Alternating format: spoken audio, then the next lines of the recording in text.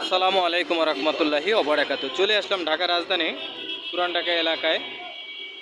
আপনারা দেখতে পাচ্ছেন জগন্নাথ বিশ্ববিদ্যালয়ের একটি গাড়ি। এখানে রাস্তায় গাড়ি কিভাবে পার্কিং করা, রাস্তার পাশে যদি হকার না থাকে, রাস্তার পাশে যদি দোকানপাট না থাকে, কত সুন্দর রাস্তাঘাট ক্লিয়ার থাকে দেখেন, কোনো জ্যামজট নাই।